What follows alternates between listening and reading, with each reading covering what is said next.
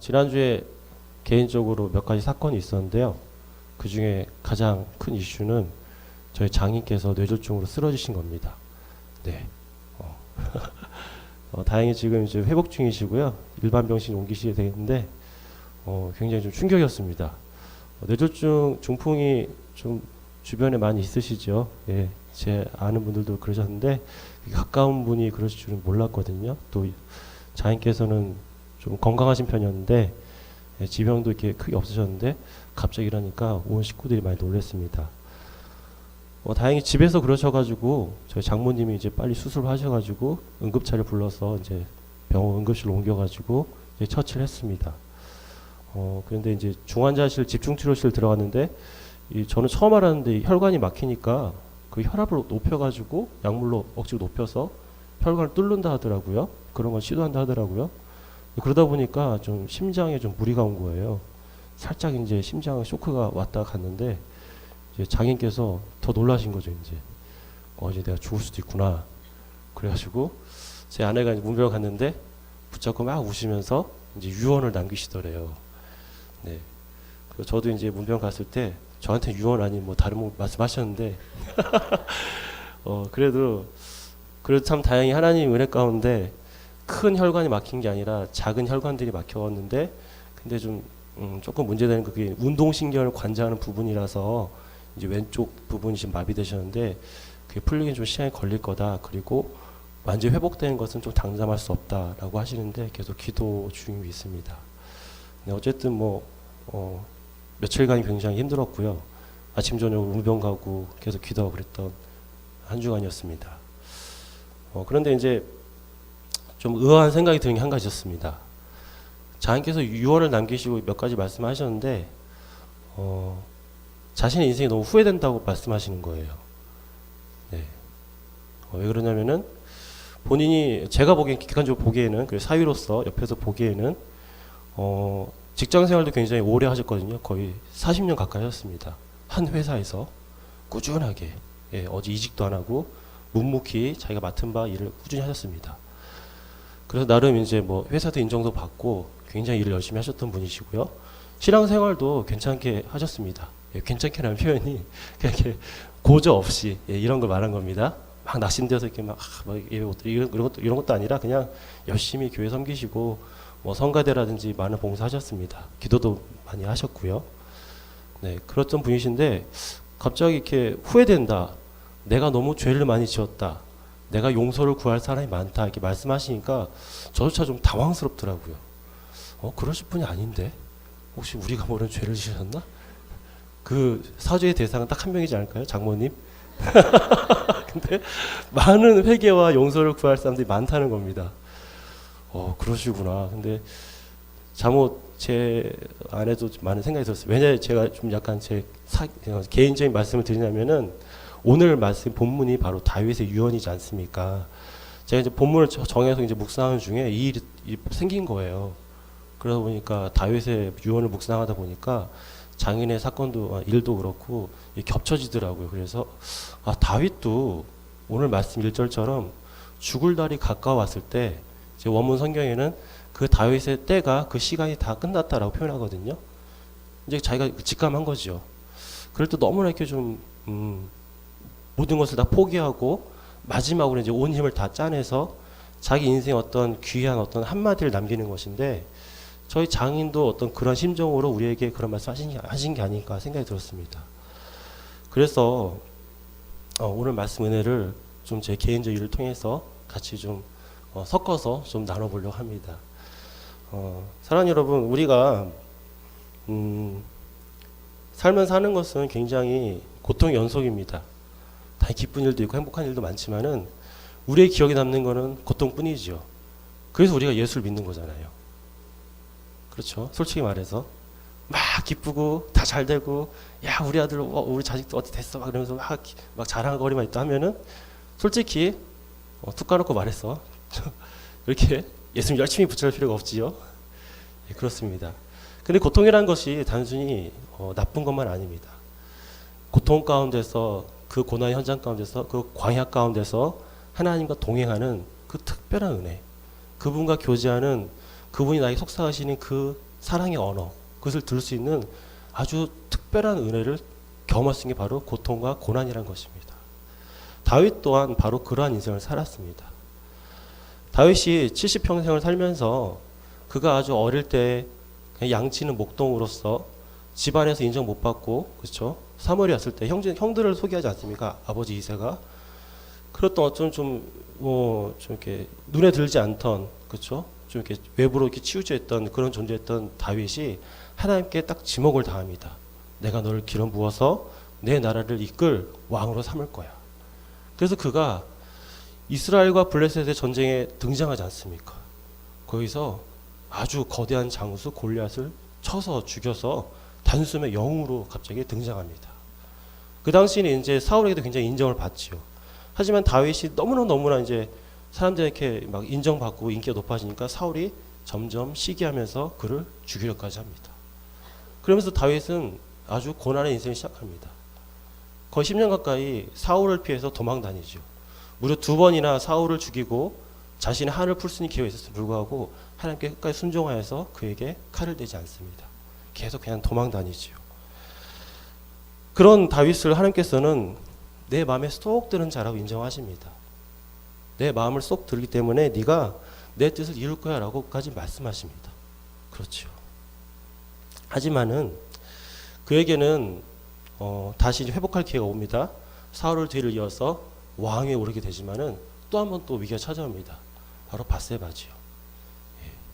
그 음욕 때문에 자기 충신의 아내를 취합니다. 충신을 죽이고요. 하나님께서 어떻게 처벌하십니까?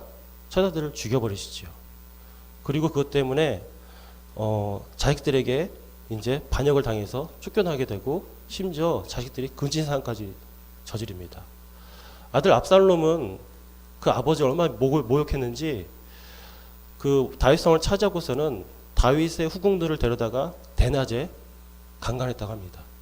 그러니까 모든 다윗성에 있는 그 백성들이 세상에 아버지의 후궁을 겁탈하는 압살롬의 어떤 권위와 권세를 보고 목격한 것이죠. 보고 듣도록 한 것입니다. 아주 큰 수치를 당한 것이죠. 그렇게 하나님께서는 다윗을 징벌하십니다. 그렇게 하나님 말씀에 벗어났기 때문에 그러한 어떤 처절한 어떤 그런 처벌을 받은 것이지요. 또한 나중에 교만에 빠져서 하나님께서 금지하신 인구 조사를 해버립니다. 그래서 그 대가로 하나님께서 진노하셔서 무려 7만 명을 다 죽여버리시지요. 그러니까 그는 다윗은 개인적으로, 가정적으로나 좀 국가적으로도 그렇게 좀 이렇게 추앙받을 만한 그렇게 일을 했나라고 평가했을 때는 솔직히 세속 왕과 비교했을 때 그렇게 막 좋은 평가를 받을 만한 사람 아니라는 것입니다. 오히려 많은 실수와 실패를 거듭한 인생이 바로 다윗의 인생이었습니다. 그가 나중에 죽어서 우리아를 만났을 때 기분이 어땠을까요? 네, 내가 죽인 그 자를 다시 만났을 때 기분이 어땠을까요? 그리고 솔로몬이 내가 죽인 자의 그 아내를 통해서 나온 자식이란 거를 죽을 때까지 많이 품고 있지 않았을까요? 그 후회가 어땠을까요? 하나님께서는 그러한 가운데서 다윗을 그래도 내 마음에 합한 자다. 네가 내 뜻을 이룰 것이다 라고 또한 그를 축복하는 것을 멈추지 않으십니다. 어쨌든 그런 다사다난했던 정말 많은 기복과 그런 권세도 누려보기도 하고 왕위에 올라서 떵떵거리기도 해보고 또 어떤 실수를 저지르 해보고 이런 많은 어떤 인생의 사건들이 점철된 다윗의 인생이 이제 저물어 갑니다. 말씀처럼 모든 사람의 길로 나는 간다라고 얘기합니다. 그것은 바로 흙에서 흙으로 돌아간다 그 뜻입니다. 그냥 나도 그냥 필부처럼 내가 비록 왕이지만은 나도 죽는다. 나도 내 생이 끊어진다. 그 가운데서 솔로몬을 불러서 자신의 인생을 다 반추하여서 한마디 한마디를 힘겹게 건네는 것입니다. 저도 다윗이 어떤 회개의 마음 또 과거를 어떻게 회상했을 때 좀 이렇게 미안한 마음 이런 것들도 포함된 것이 바로 오늘 말씀의 유언이 아닌가 생각됩니다.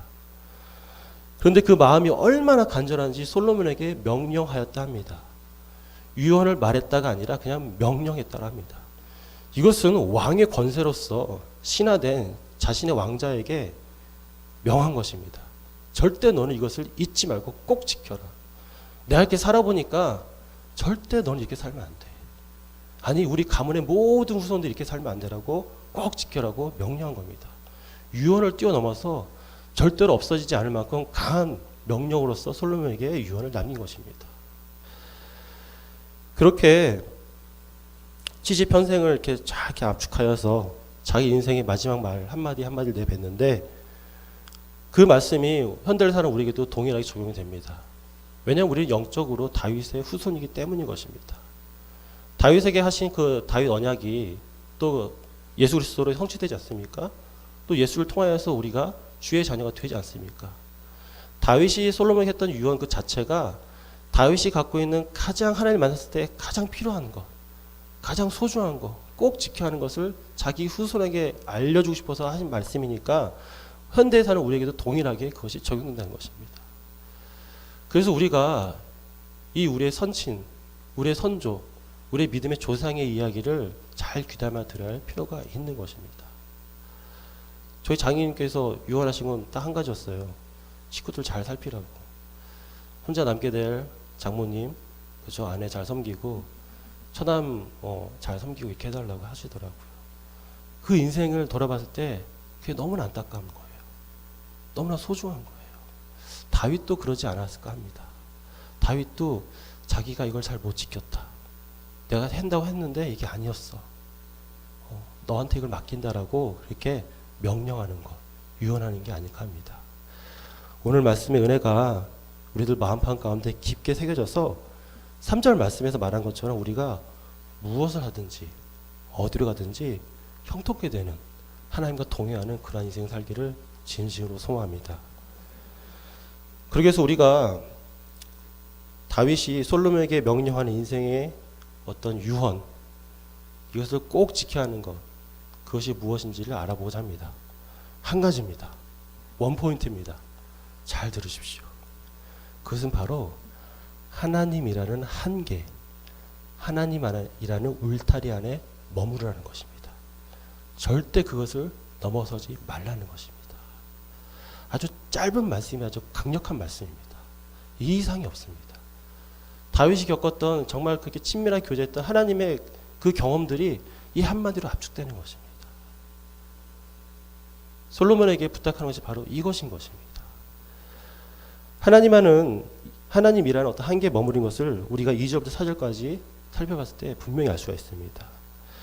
하나님이라는 말씀, 하나님이라는 틀, 그 말씀 안에 힘써 강하게 그 틀 안에 머무르면은 그럴 때 하나님께서 그 말씀을 통하여서 우리 인생의 모든 행위와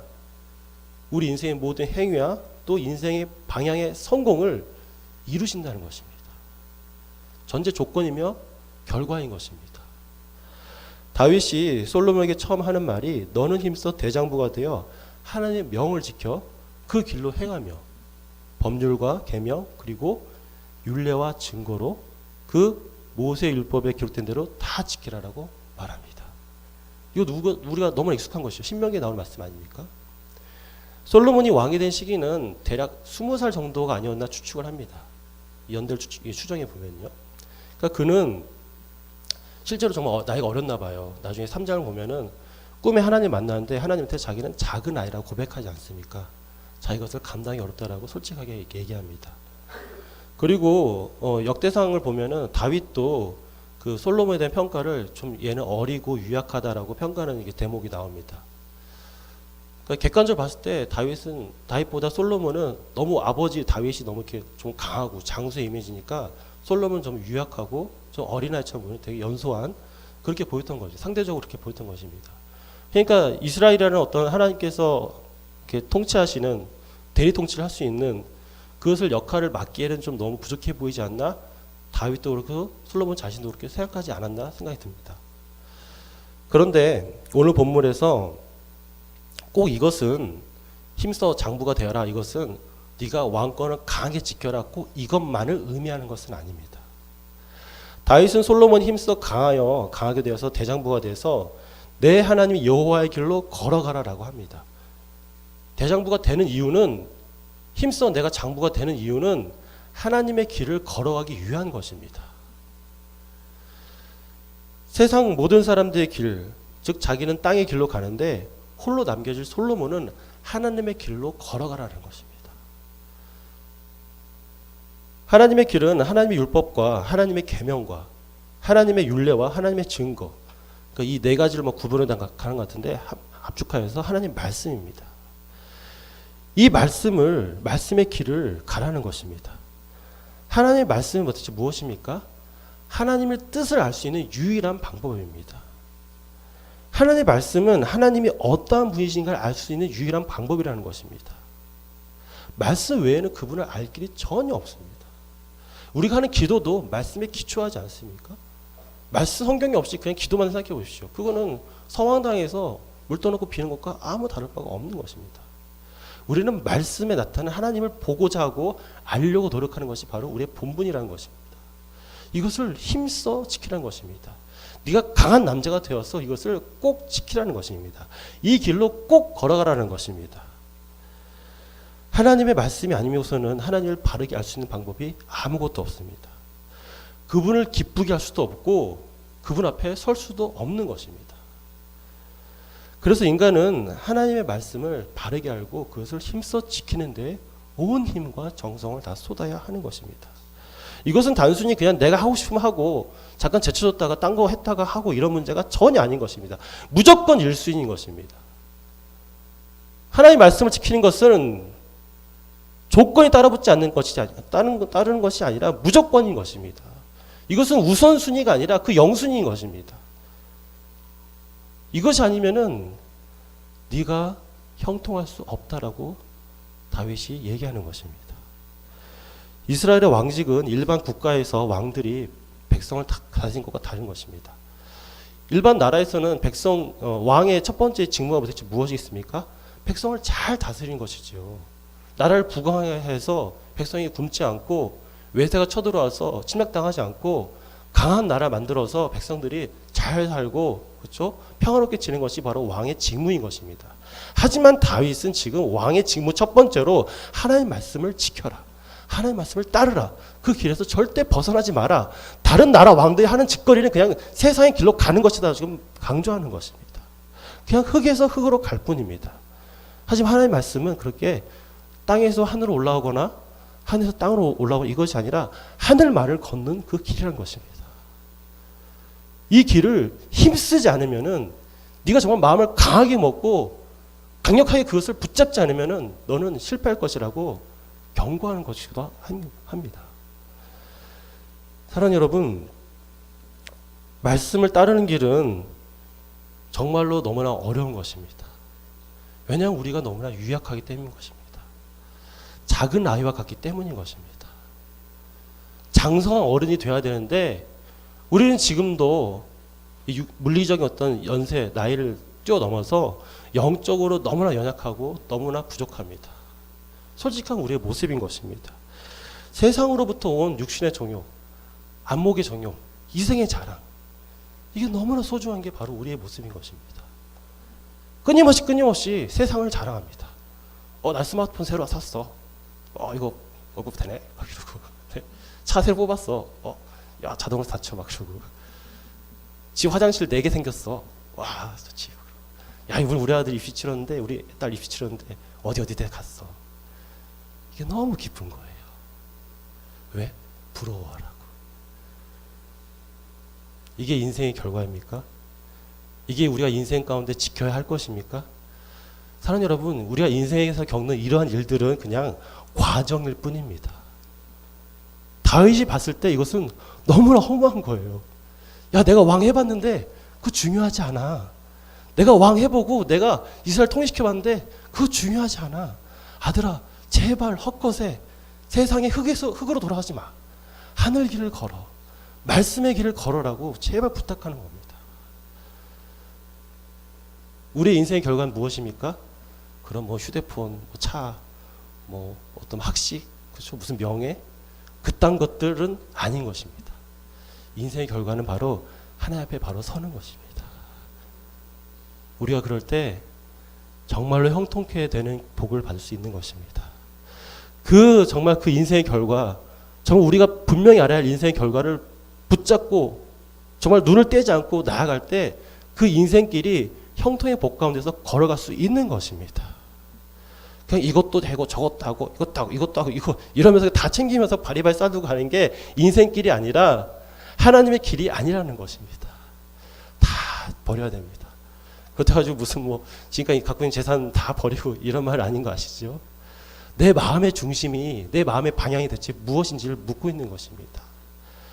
다윗은 그걸 하라는 것입니다. 솔로몬이 그것을 꼭 지켜라라고 말하는 것입니다. 하나님 그 마음의 중심을 보십니다. 다윗은 그걸 경험한 사람이거든요. 자기가 정말 집안에서 비리비리하고 형들에 치여가지고 눈에 띄지도 않고 그런 작은 소년이었는데 하나님은 그 마음의 중심을 보셨습니다. 네가 어떤 실패할 인생, 실수할 인생, 네가 어떤 음란한 짓을 하고 네가 어떤 나를 떠나는 짓을 할지 내가 아는데 나 너 선택했어. 내가 너 형통케 할 거야. 사랑하는 여러분, 다윗 안에 있는 그런 하나님에 대한 갈망, 하나님의 길을 걷고자 하는 그런 간절한 그것을 보셨기 때문에 그를 선택하셔서 왕으로까지 이루시고 그 후손에게 예수를 나게 하시는 그런 큰 영광과 축복을 허락하신 것입니다. 그게 진정한 형통인 것입니다. 사랑하는 여러분, 우리가 하나님을 향하는 길을 걸어가야 하는 것입니다. 조금 떨어진 길이 아니라 0.001mm 떨어진 길이 아니라 딱 붙은 길을 가야 하는 것입니다. 이 줄기가 있는데 나뭇가지에 있는 꽃이 있는데 이 꽃이 0.001mm 있으면 그게 죽은 건가요? 사는 건가요? 죽었죠. 그 꽃은 겉보기에는 화려해 보여도 금방 며칠 안에서 시들어버리고 뚝 떨어질 것입니다. 본체에 딱 붙어 있어야만, 그 길 가운데 딱 서 있어야만 생기 있는 것이고 진짜 살맛 나는 삶을 사는 것입니다. 다윗이 자기가 살아봤을 때 그것이 얼마나 소중한지 경험한 것입니다. 그래서 아들 솔로몬에게 힘써 강해지라고, 대장부가 되라고 강조하는 것입니다. 이것은 힘을 쓰지 않으면 안 되는 것입니다. 이 축복을 받으려면 내가 정말 간절하지 않으면 안 되는 것이기 때문입니다. 정말 대장부처럼 호연지기, 일희일비하지 않고 정말 이렇게 담대하고 좀 강한 마음으로 하나님의 말씀 가운데 내 인생 다 드립니다. 내가 내 목 내놓습니다. 이런 마음 갖고 살아야 되는데 안 그러거든요. 그냥 하나님 말씀에 딱 붙어서 살라고, 그 길 가운데 한번 걸어보려고 그렇게 사는 것입니다. 그냥 이거저거 좀 하다가 에이 몰라, 에이 나 귀찮아 안 할래, 아 예배 안 가, 에이 몰라 자야지, 이런 것이 아니라 어떻게 하든지 그 마음을 다하는 것입니다. 중심을 다하는 것입니다. 정말 힘을 쓰는 것입니다. 그러기 위해서 나를 좀 치는 것들을 만들어서라도 뭐 옆에서 율법적으로 볼 수 있는데, 아 나 그래서 40에 한번 해볼래, 뭐 금식기도 이런 거 해볼래, 아 나 새벽기도 100일 안 빠져볼래, 이런 식으로 해서라도 하나님 정말 나 좀 살려주세요. 내가 좀 마음이 너무 찢어지는 것 같아요. 나 좀 꿰매주세요. 나 좀 치유해주세요. 라고 매달리면서 하나님 말씀 지키는 그 축복의 삶 내가 누릴 수 있게 해주세요. 라고 간절히 매달리는 그런 삶을 살려고 힘써 노력해야 한다는 것입니다. 다윗이 바로 이것 한 가지를 얘기한 것입니다. 그 나머지 뭐 시므이 뭐 나오게 하는데 나머지 절은 제가 일부러 포함 안 시켰어요. 이거 한 가지입니다. 오늘 말씀 다 끝났습니다. 사랑하는 여러분, 다윗은 이렇게 우리가 인간이란 존재가, 다윗 자신도 그렇고 솔로몬도 그렇고 모든 인간들이 하나님이라는 존재, 하나님의 테두리, 하나님 안에 가두어져 있을 때, 그 경계를 넘지 않을 때, 그 말씀 가운데 그냥 잠잠히 있을 때, 남들이 뭐라고 하든 그러할 때 정말 우리가 상상 없는 축복이 쏟아진다고 합니다. 여기서 형통케 되는 복을 누리라 하지 않습니까? 그 형통이라는 것은 말씀의 지혜가 부어지는 것을 말합니다. 세상이 말하는 것처럼 그렇게 뭔가 건강해지고 부유해지고 뭔가 좀 명예로워지고 이런 것을 말하는 게 아니라, 형통이라는 것은 말씀이 바로 임하는 것을 말합니다. 형통케 되는 인생은 말씀을 통하여서, 그 지혜를 통해서 내가 눈높이가 달라진 것을 말하는 것입니다.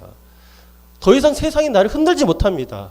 더 이상 세상이 나를 그 곁길로 빠져들지 못하게 하는 것입니다. 그 복이 임한다는 것입니다. 그러기 위해서 4절에 다윗은 하나님께서 분명히 내 자손이 그 길을 삼가 말씀을 다하고 성품을 다하고 진실이 하나님 앞에 행하면 이스라엘 왕위에 오를 사람이 끊어지지 않을 것이다 라고 내게 말씀하셨어 아들아 라고 말하는 것입니다. 이 왕가에서 그분이 오실 거야. 이 왕가에서 우리의 가문 가운데서 하나님께서 그분의 영광을, 그분의 이름을 높여드리는 그 때가 올 거야. 그냥 뭐 단순히 그 이스라엘 왕조 유지하는 것이 아니라 뛰어넘어서 그분의 뜻이 이루어질 거야. 그분의 뜻을 이루기 위해서 우리가 하나님 말씀 안에 갇혀 살아야 돼. 그 테두리를 벗어나지 말아야 돼. 내 한계를 거기에 둬야 돼. 자꾸 한계를 뛰려고 하지 마. 그 안에 살아 라고 말하는 것입니다. 사랑하는 여러분, 이것이 얼마나 큰 축복인지 우리가 늘 얼마나 자주 있는지를 모릅니다. 끊임없이 저희 장인처럼 후회가 밀려옵니다. 고통이 밀려옵니다. 낙심이 밀려옵니다. 좌절이 밀려옵니다. 그럴 때 우리가 지켜야 할 본분을 너무나 쉽게 잃어버립니다. 우리의 눈이, 우리의 마음이, 우리의 말과 행동과 생각과 마음이, 모든 것들이 다 관심이 다 하나님의 길 안에 서 있어야 되는데, 말씀의 테두리 안에 있어야 되는데, 그게 아니라 자꾸 그걸 뛰어넘으려고 합니다. 잠깐만 갔다 올게요. 이 정도 괜찮지 않나요? 아니요. 괜찮지 않습니다. 그 결과가 무엇입니까? 우리가 알다시피 이스라엘은 망하게 됩니다.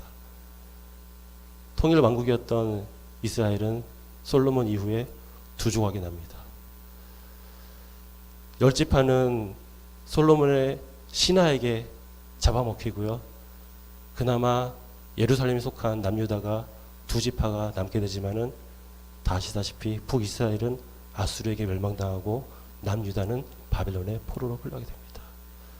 그렇게 다윗이 신신당부했는데, 제발 그렇게 하지 말라고 했는데, 끊임없이 하나님 말씀에서 머무르지 않고 뛰어넘었기 때문에, 세상 것을 탐했기 때문에, 자기를 드러내는, 자기를 증명하는 인생을 살았기 때문에 그 왕들의 책임을 묻고 그 이스라엘마저 다 하나님께서 쓸어버리시는 겁니다.